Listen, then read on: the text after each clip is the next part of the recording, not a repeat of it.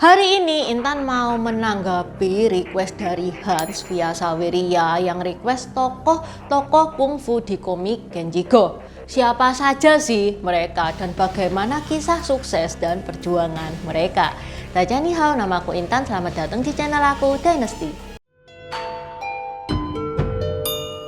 Buat teman-teman yang mau mendukung channel ini supaya channel ini bisa lebih baik lagi, bisa lebih maju lagi, teman-teman bisa mendukung via Saweria atau PayPal yang linknya Intan taruh di deskripsi. Dukungan sekecil apapun itu berarti banget buat Intan, dan di Saweria atau PayPal teman-teman itu bisa nulis pesannya bisa berupa request, dukungan, atau pertanyaan yang nantinya Intan bakal bacain di video selanjutnya. Juga ada kabar baru buat teman-teman karena banyak banget yang nanyain, Intan ini kaosnya beli di mana, kaosnya beli di mana.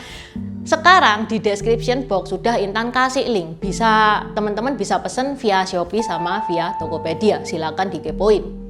Okay, let's start. Intan kan nggak baca komik Kenji Go nih, jadi Intan itu main googling apa ada sih tokoh nyata di komik Kenji Go. Soalnya setahu Intan komik Kenji Go itu seangkatan sama Doraemon, Detektif Conan. Kalau ini Intan baca, dan semua tokoh-tokoh yang ada di Detektif Conan atau Doraemon itu fiktif semua. Tapi selidik punya selidik, ternyata di komik Kenji Go ini ada dua tokoh seniman bela diri yang nyata dan hidupnya penuh dengan perjuangan.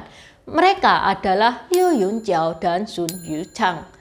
Yuk nonton video ini sampai habis, siapa tahu kisah dan perjuangan mereka itu bisa menginspirasi kita. Tokoh pertama adalah Liu Yunqiao. Liu Yunqiao ini lahir pada tahun 1909 di Hebei, dan Liu Yunqiao itu lahir dari keluarga yang mampu. Tapi Liu Yunqiao ini fisiknya itu sakit-sakitan sampai pegawainya itu iba, ini laki kok lemah banget sih, sering sakit-sakitan. Pegawainya ngajarin Liu Yunqiao ini kungfu. Bapaknya itu melihat hasil yang positif dari latihannya kungfunya Liu Yunqiao bersama pegawainya. Liu Yunqiao itu lebih jarang sakit dibandingkan sebelum berlatih kungfu. Karena melihat hasil yang positif ini, akhirnya bapaknya Liu Yunqiao itu memutuskan untuk memanggil ahli bela diri profesional untuk ngajarin Liu Yunqiao kungfu. Dipanggillah Liu Shuwen. Liu Shuwen ini karena dia memang master banget, dia ngajarnya pasti lebih keras. Sehingga sering Liu Yunqiao ini setelah berlatih kungfu tubuhnya itu penuh luka-luka. Tapi Liu Yunqiao tidak mau berhenti berlatih kungfu. No pain no gain. Gara-gara hal ini kungfunya Liu Yunqiao itu semakin bagus. Saat Liu Yunqiao ini berusia 20 tahun, bapaknya Liu Yunqiao itu pengen Liu Yunqiao ini kuliah. Dia bilang, ini nak, kamu tak kasih duit, kamu masuk kuliah, ambil jurusan hukum supaya bisa kayak jaksa Pao. Sama Liu Yunqiao duitnya diambil tapi nggak dibuat kuliah. Dia malah kabur bersama Li Shuwen gurunya untuk ngajar kungfu kemana-mana. Li Shuwen dan Liu Yunqiao itu berkelana sampai akhirnya tiba di Santung bertemu dengan Li Jinglin. Li Jinglin ini punya perguruan, dan dari situlah Liu Yunqiao ini mulai dapat job jadi pengajar utama di perguruannya Li Jinglin.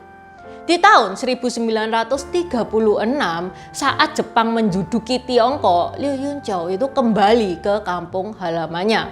Pada suatu hari dia berhasil ngalahin pasukan di tentara Guangdong. Apa toh tentara Guangdong itu? Itu tentara besutannya Jepang, ya karena memang tentaranya Jepang, pastinya dia pro Jepang. Setelah kejadian itu, Liu Yunqiao ini dieluk-elukan sampai dia itu direkrut menjadi pasukan Partai Nasionalis, pasukannya Chiang Kai-shek.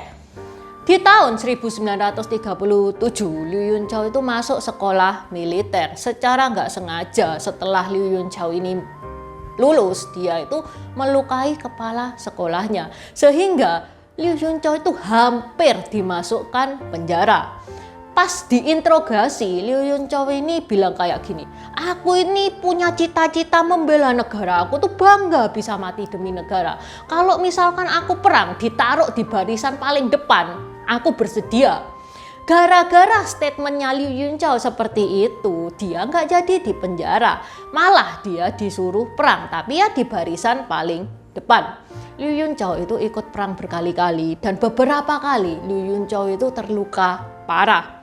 Atas dedikasinya, Liu Yunqiao itu menerima banyak penghargaan. Pangkatnya juga naik dengan cepat, bahkan menjadi pasukan khusus Kuomintang atau Partai Nasionalis. Seperti yang pernah Intan bahas di videonya Mao Zedong lawan Chiang Kai-shek, pernah di Tiongkok itu terjadi perang saudara antara Partai Nasionalis, partainya Chiang Kai-shek, dan Partai Komunis, partainya Mao Zedong. Hasil dari peperangan itu, Chiang Kai-shek kalah, Partai Nasionalis kalah.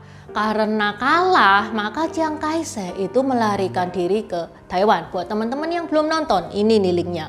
Di deskripsi juga sudah Intan taruh.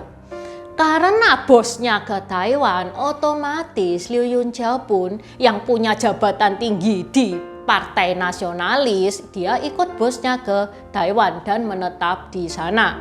Selama di Taiwan, Liu Yunqiao itu ngajar bela diri. Dia mendirikan Institut Bela Diri Paci Tanglang dan ngajarin ilmu Paci Juan. Di sana dia punya anak didik yang bernama Su Yuchang yang bakal Intan bahas habis gini. Liu Yunqiao juga pernah jadi penasehat keamanan Pas Pampres Taiwan dan ngajarin Pas Pampres itu Paci Juan.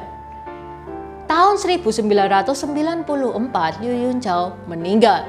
Oke, itu adalah salah satu tokoh di komiknya Genji Go. Oke, Intan lanjut ke tokoh yang kedua, yaitu Su Yuchang yang merupakan muridnya Liu Yunqiao. Dia lebih sukses dari Liu Yunqiao. Dia buka sekolah bela diri di beberapa negara. Su Yuchang lahir pada tanggal 24 Juni 1940. Di usianya yang ke-8, dia sudah belajar kungfu. Su Yuchang ini orang Taiwan ya guys ya. Setelah dia dewasa, dia memperdalam ilmu bela dirinya ke beberapa guru kungfu yang terkenal. Bahkan dia sempat jadi anak emasnya Liu Yunqiao, pendiri Institut Bela Diri Paci Tanglang. Di tahun 1976, Su Yuchang itu pergi ke Venezuela. Dia ngajar bela diri di Venezuela.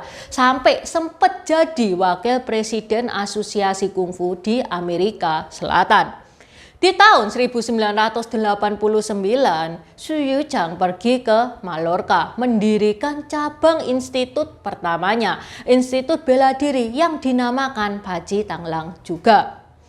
Di tahun 1992, Su Yuchang itu melatih kungfu tim security Olimpiade Barcelona. Di tahun yang sama, Su Yuchang itu buka cabang baru untuk sekolah bela diri di Tokyo, New York, Norway, dan Inggris. Su Yuchang meninggal pada 25 April 2019 di Pulau Kanari, Spanyol. Barusan berarti ini guys. Ya, untuk Su Yuchang ini nggak terlalu banyak info. Mungkin karena Su Yuchang ini orang baik-baik mungkin ya, karena hidupnya lurus terus nggak ada dramanya. Oke, sampai di sini dulu bahasan Intan hari ini. Semoga bermanfaat dan terima kasih sudah menonton. Buat subscriber baru, selamat datang di channelnya Intan Dynasty. Terima kasih sudah nontonin channelnya Intan. Intan saranin buat teman-teman yang baru saja bergabung untuk nonton videonya Intan tentang pergantian Dynasty di Tiongkok.